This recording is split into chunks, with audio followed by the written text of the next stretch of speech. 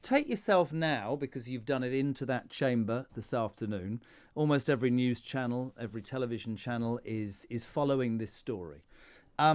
It seems to me that we're split right down the middle, and I said it earlier, between people who are against further restrictions, who see it as their liberty being taken away still further. They feel cheated that they were told the lockdown of a year ago was it and it would all be fine. And then we have the other people on the other side who say, no, we need to lock down and get this sorted. This is going to kill more people. When you're sat listening to the arguments, do you go into the Commons on a day like this knowing how you're going to vote, or can you be swayed by the arguments in front of you? I can't imagine too many people are being swayed by the debate. But I bet if you have your cameras in the chamber, you'll find that not too many of them are there. I think there's so much debate going on around this, and it's been going on for so many months. I think most people will have made their mind up. I think the interesting thing is there ever going to be an end to this? I mean, you made the point I always make about flu. The number of people who die from flu in an average year is about 20,000. Yep. So far, this Omicron virus has not killed anybody here in this country. These viruses, by their very nature, mutate. That's why those of us who have flu jabs have a different flu jab every year, because it's a slightly different virus that we are contemplating. Yep. And I just don't understand why people think that this Omicron is such a threat. And do you know what? When I think of the tens of billions of additional money that have gone to the NHS, I'm afraid I feel really quite angry when people say save the NHS. The NHS is there to save us.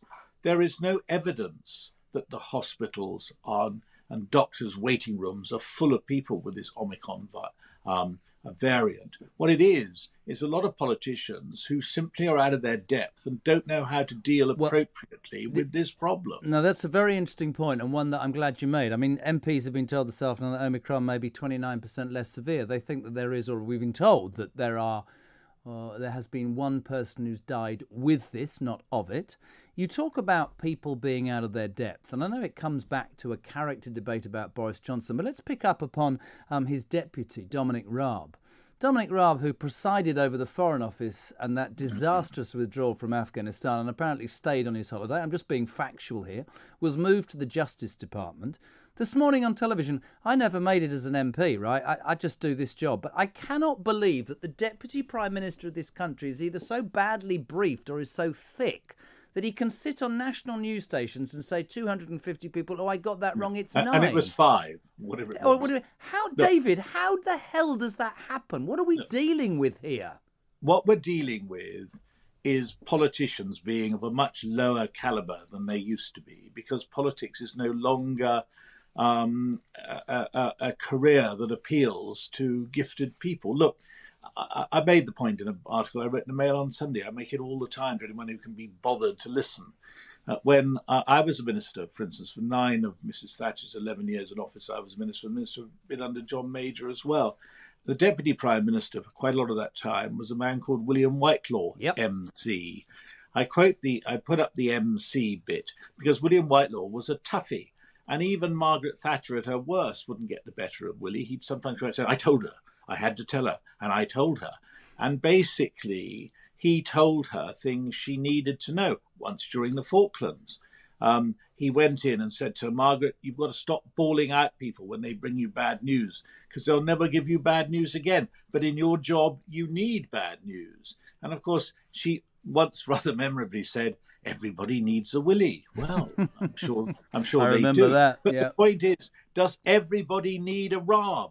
I don't need a Raab. You don't need a Raab. The country doesn't need a Raab. He's third rate. The idea that such a man is Deputy Prime Minister of this country is ridiculous. What about beyond satire? David, the public will make their own minds up about this. One of the things that is patently obvious, because of starting with the Owen Paterson thing, this sort of overriding and increasing feeling that Boris Johnson, you know, is at best sometimes a little bit liberal with the truth, and you know, I saw a great thing today. It said it was one of those jokes, and it said, so Boris, what's the biggest lie that you've told since you became Prime Minister? He said, I don't tell lies, and they went, no, that's your biggest lie, isn't it?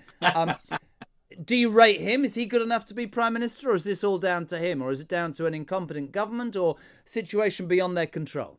I think it's more complicated than that. But, just one little more further trip down memory lane. We talk about these jokes. The Prime Minister who up to now held the record of being accused of being a liar most often, but Boris is running him close now, was Harold Wilson. It was always said, Harold Wilson.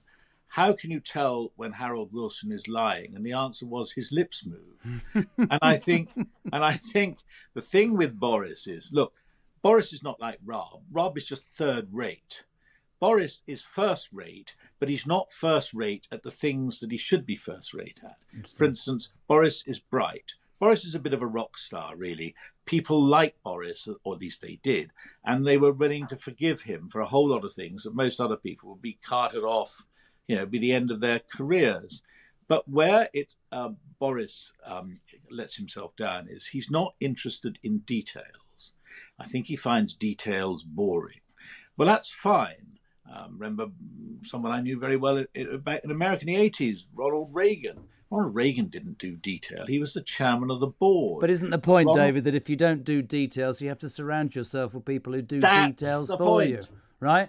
Exactly. And you've always... Ronald Reagan had a wonderful cabinet. People like Jim Baker's a good friend of mine. Yeah. People who knew what had to happen. If you depend on the likes of Raab or Priti Patel, how many times is that wretched woman going to tell us she's going to sort out these people coming across the channel in small boats? And she never does. So we talk. I think you're right about the government's incompetence. And David, always a pleasure. Genuinely delighted to speak to you. It's been one of my aims since I came here. One final question for you. Let's say, despite the Tory rebellion, Labour apparently, according to Sir Keir Starmer, as a governable opposition, and it's time we did the right patriotic thing. It's a bit interesting, isn't it? These four things go through. Do you believe the British public are going to stomach these changes? Do you believe that they will follow the rules, or do you think we've got a major problem? I believe that lots of people will do exactly what they want now. Exactly, because they think, Boris Johnson isn't going to be doing it, so why should we do it? And in fact, you see, the interesting thing is that the government are trying to discount these votes. They're trying to say it's 80. So if there's then less than 80 rebels, they'll think they've done very well. But they haven't done very well, because what they're doing is bringing the processes of government into disrepute. Yeah. Okay, there are sad people. I came across a woman in the supermarket just the other day. She said, "Get back!" I thought, my God, what's she saying to me? Get back! You're too close. I thought, my God, we've got a frightened generation here. People who are frightened about being proximate to other people. I feel sorry for them, because they've had their minds full of rubbish about something. This will be, when we look at the Omicron statistics, it'll probably be the 20th most familiar thing that people died of in the last few weeks. It's just ludicrous. But where that we have the serious problem is respect for authority. Absolutely right. In a society, there has to be some respect for authority. Can he ever get it back, Boris Johnson, David? David, can Boris get it back? No, I mean, can it ever be? When Harold Macmillan was forced to resign, one of his backbenchers quoted a poem at him called The Lost Leader. And the last line was, "Never glad, confident morning again." Can it ever be glad, confident morning again for Boris Johnson? You want my bet? I don't think so. David Mellor, absolutely fantastic, genuinely, to speak to you. Thank you for joining us on Talk Drive.